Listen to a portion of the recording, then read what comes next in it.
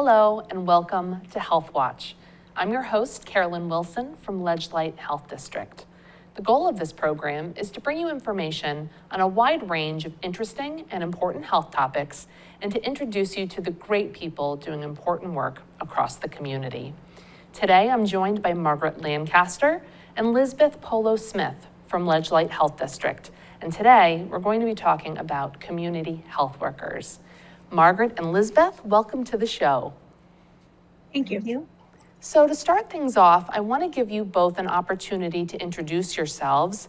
Let us know a little bit about yourself and what brought you to the public health field. Margaret, we'll start with you. Well, my name is Margaret Lancaster. I'm a Senior Health Program Coordinator at Ledgelight Health District, Community Health Worker, and Peer Navigator. And what brought me to the work is some of my own lived experience. I started working in the field after I myself came out of a home for women in crisis and understood the work that was done for me, with me, through the community where I was at the time, and the supports that were given to me. I truly knew that that was something that I myself wanted to do moving forward with my own life, and also understanding that the needs were always going to be there for those who are in communities where resources and services are needed and where most of the disparities and barriers lie. And I was able to recognize them not only for myself and for my other peers in the community, but actually when I came back to London, I noticed it still here and wanted to continue to embark on that work on a public health level. And Lizbeth? Yes, my name is Lizbeth Polo-Smith. I'm community health worker. I'm working here in Ledgelight 2 years. Like Margaret said, is my own experience. I'm immigrant and I receive a lot help for different agencies and for the community. And I said, okay, Lizbeth, it's time to give it back. And I start helping every day. That's wonderful. So I have the joy of getting to share a workspace with both of you. So I've had the opportunity to get to know you both a little bit. I know how busy you are, and you're not always in the office because you're out in the community doing great things. You both have many skills and talents that our community benefits from. Tell me what a typical day might look like for you in the field. Margaret, we'll start with you. You're absolutely right, Carolyn. It is busy. We are very seldom in the office. A typical day may actually look like us going out. I say for myself, delivering food. That's probably the least of some of the things we do, though it's one of our gateways into engaging with the community. Food is a natural resource. It's essential. So it's our opportunity to work with individuals in the community as a whole and start conversations around their needs. It could be from a day going to DSS, helping someone start their essential Medicaid or state benefits. It could be someone going to court for eviction, or maybe wanting to get negotiations done because their housing is in jeopardy. It could be a mom that needs to get connected to an OBGYN or community health center. We would pick them up and transport them, give them a ride. It could be a vet trying to find housing and getting them connected to VSOs or any other homeless individual that may need, or houseless individual that may need to get connected to a shelter. Often using 211 does work, but the lapse in time that it may take, we could actually move quickly and efficiently at the time until maybe the phone call comes back, or find something for them in the interim until they do get a phone call back from 211.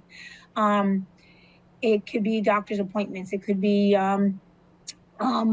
just taking someone out to get shoes or clothing because they have none. That's on my end. It could be going to treatment, either going to a facility that they need for substance use disorder, or even a mental health connection to an organization that might assist with that. And us staying with them the whole time until the soft handoff is made. Wow, that's so much. And Lizbeth, what keeps you busy?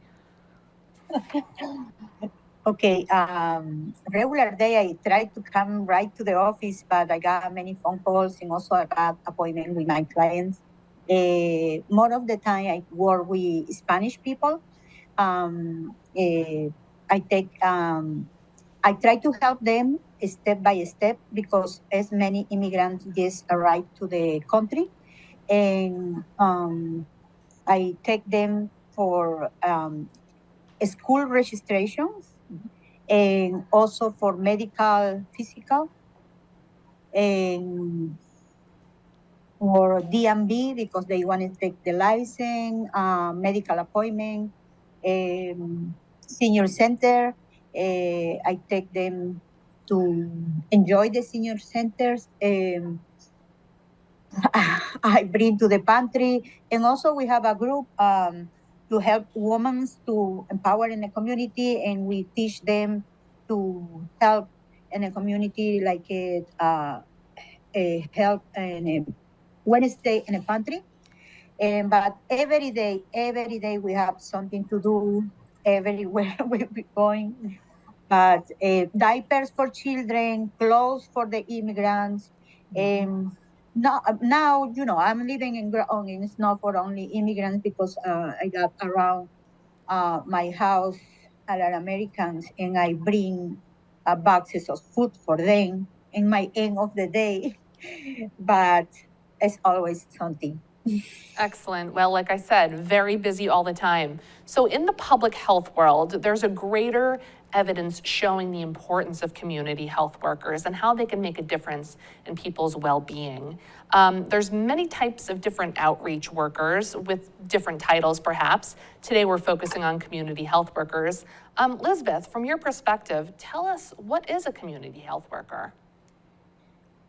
For me, it's a big bridge for community members with the agencies because sometimes they got a lot of barriers, like the language, and for us is help and companion to they can listen to them, and we got a lot of empathy, and they trust in us in many different types. Yeah.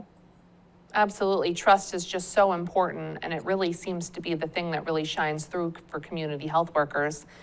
So depending on the position and the setting, based on, what the agency is, the duties of a community health worker may vary.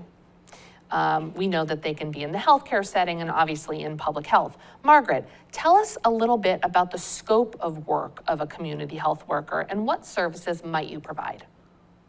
Right. So as you said, Catherine, there's different types of community health workers within different organizations. It depends on how they're set up.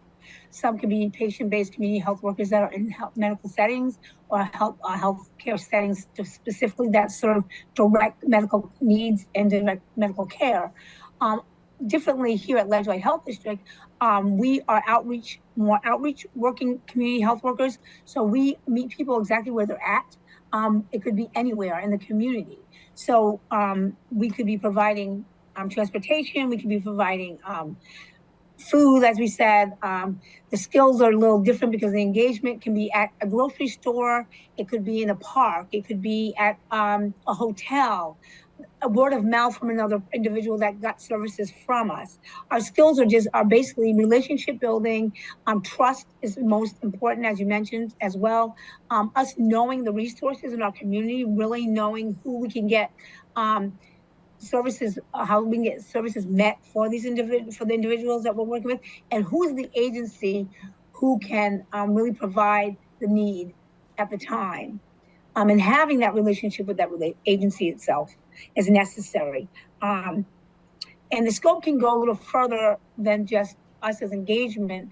They're trying to start defining special skills that now individual community health workers can get trained for, not just as a community health worker, but something specific. I myself am going to be going to doula in disciplinary certification. So I can be a community health worker, also able to work possibly with women who are pregnant or families that are pregnant. And just specifically, and knowing more of the specifics around doula work and obstetrics and other needs that the family may have, like pediatricians and connections to that type of those type of resources. That's wonderful. That's just one. That's just one, just as an example, but they could be others. that's specifying other just skills that are specialized. Yeah, it seems like this is really has so many applications in the community. There's so much work that can be done helping people from different backgrounds, whatever people need to maybe get on their feet or just to be more engaged in the community. So I know how hard you both work. All right, we're gonna take a quick break. We're gonna be right back here with more Healthwatch. Stay with us.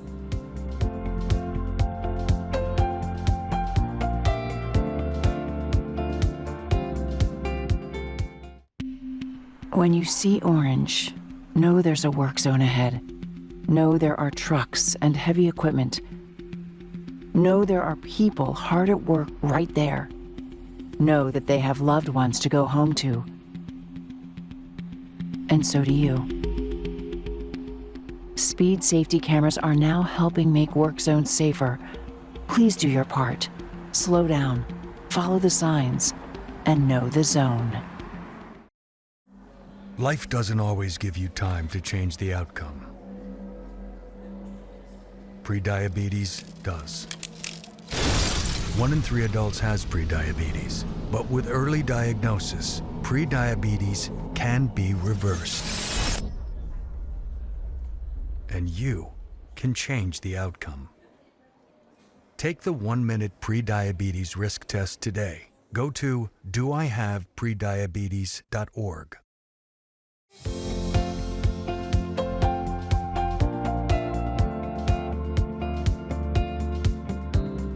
Welcome back to Healthwatch. So right before the break, we were talking with Margaret and Lizbeth from Ledgelight Health District, and we're gonna pick up right back where we left off. We were talking a little bit about community health workers, what they are, how you guys got into the field. And so my next question, let's start with Lizbeth. We just talked about the wide scope of services that community health workers can provide. Language and culture seem to be important factors in providing the best assistance to our community. Lizbeth, tell me who might benefit from the aid of a community health worker? For me is the immigrants, because they just came to America and they don't know what agency they can go or what welcome center for the school they can go in. I help them to go and sign for the children. It's like a step by step, but it's easy to connect it to me because I speak the same language. And also I got the course to interpret it because everybody talk different. It's no I from one country, but people is from Guatemala, Honduras, and they talk different, but I understand now how I can help the immigrants. Yeah, and they feel comfort. That's so important. And I think definitely, you know, as we know, if you're new somewhere and you aren't comfortable with the language or you're not familiar with the area, how nice is it to have somebody who can help you navigate those things? I'm sure you get thank you letters and calls all the time and a lot of word of mouth too. Yeah. Okay, so in the public health field, and especially at Ledgelight Health District, community health workers are no strangers to the importances of collaboration and partnership. Margaret, tell us who are some of the key partners that you find yourself working with and why it's important to have those relationships and those collaborations to help folks. I say some of the key partnerships are the other agencies that are working in the same capacity and field of helping and well-being those who are need the bridging more than what we would see. So that would be like Homeless Hospitality Center for housing or homeless, those who are houseless. We talk about some of the churches, St. James and Major Temple, you know, Church of the City, these churches as well, helping us, and we have needs for those who may need a bridging in some way, shape, or form, they can provide certain services that other agencies that might not be able to have the funding to do. We have Hearing Youth Voices in another capacity, working on helping our youth, and we collaborate with them on some of the grants that we have received around violence prevention and safety, and bringing our communities up to a place of looking at safety and that in the well-being lens. We have Stonington Institute, we have STAD, we have for those individuals who are looking for treatment or detox. Alliance for Living is one of our very key partners. We actually are one of our closest allies, and we also bridge with them and a collaborative called NLC Cares, which is New London County Coordinated Access Engagement Resource Services and Engagement, excuse me. And that's a collaboration between Ledgely Health District, Alliance for Living, the work that we do in harm reduction and opioid use and disorder, and also substance use as a whole. And we work very closely with the peer navigators there and their community health workers that are also up the street. The other partners would be the Senior Center. We have currently just started working with the Senior Center to work with some of them in the light of those individuals who are aging, and that we have worked with our other community health worker in helping them bridge some gaps and some services and the barriers that they're facing at this present time. OIC with the reentry program, the community gardens and nonprofits that are working diligently to beautify our communities with gardens for our community that they can access themselves at any given time. Child and Family Agency, the school system, both, there's a plethora of services within New London that most of the agencies are in our local area. We are very well connected and well versed in what they do. As community health workers, we are to know that what they do, and we're well versed in that. And we also look at the scope of services that we can offer to assist them as well. And we let them know that. So those are the collaborations. We have the Health Improvement Collaborative, and we also have the Health Services Network, which we are part of with L&M. So that all kind of plays into some of the work that we do significantly as a public, as our public health department here in New London County. Right. So, you mentioned so many different agencies, and you can really tell how well connected you both are to all of these agencies. And sometimes we'll get referrals or we give referrals out. It's kind of a two-way street. And you mentioned a lot of New London-based organizations, but to be clear, our community health worker services are not limited to New London. They're for all of the towns that Ledgely District does serve. Just so happens we have a lot of agencies in New London. Yeah. And could I just add the City of New London as well? Yes. And the municipality itself. We partner very closely with them as well. Right, excellent. So, clearly there's so much work to be done and so much partnership and people working together for the sake of community health. Now for more personal aspects of the work, tell us what is most rewarding about the work that you do. Lizbeth, let's start with you and then we'll go to Margaret. I feel blessing because the people, we change the life of we change it. Sometimes people come without papers like ID or green card. And in 6 months, I help to go to the lawyer and introduce help with a lot of issues they have. And after 6 months, they say, Mrs. Lizbeth, I had my Social Security and I permission to work. And they always call me to say how good they do. And that made me sometimes cry. Yes. Absolutely. And Margaret, how about for you? I just, I have to give away what was freely given to me. And that's how I see it. It is rewarding to the extent of I'm always seeing a glimpse of hope. And I think that's the reward in this. I think having to see someone obtain something that they've waited so long for, that they hadn't given up hope. They hadn't given up hope because they were still requesting and asking. And I think that's the reward that comes in doing this work.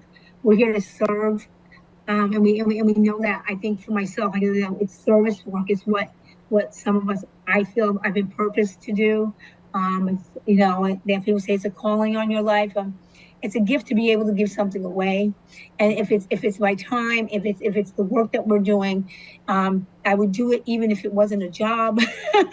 It's become a career, but I tell you, in essence, it would be something I would continue to do even when I'm retired, because it's something that's just innate in you. If you have it in you, you do it, and the reward is just the opportunity to serve and have someone have an opportunity to obtain what they really hope to get, and see that happen, whether it be a box of food that day or housing down the road, or their children back in their arms. That's the reward. Wow, the breadth of the work that you do and the relationships that you build and the partnerships that you foster and the connections you make. You mentioned soft handoff, helping people navigate whether or not they're new in the country or maybe they're just having a hard time and just need some help navigating things. You guys really do a lot of work, and it's so important. And like you said, it doesn't go unnoticed, and folks really are appreciative and grateful. And we're actually happy to have a couple of other community health workers or navigators at Ledgelight that can also help provide services. We just have you two today, but it's important to know that wherever you are, whoever you are, there's somebody who can help you out, which is so important. So if anybody's watching this or thinking of somebody that they know that could benefit from having a community health worker, or they're just curious about whether or not they've got something that you guys can help with, how can they contact you? Well, they can call Ledgelight Health District, and the number is 860-448-4882. My extension is 1311. Or you can call the main number, and it could be then transferred to one of the other community health workers that are here at Ledgelight Health District. Or we have a page in called Mujeres Entre Culturas or Women Between Cultures. They can find a lot of information there, and they can message to us in the Ledgelight Health District page, and also Food for the People. And also they can call 860-448-4882, extension 1320. And either way, they can ask anybody in the community for Margaret or me. They know. Oh, I have to thank you so much for joining me today. I know our viewers are going to be so interested and thrilled to hear about this program and hopefully get to know you more. I want to thank you both for your time and energy today. This has been an absolute pleasure. Thank you. Thank you, And Carol. to our viewers, thank you so much for joining us today. We hope you'll join us right back here next time on Healthwatch.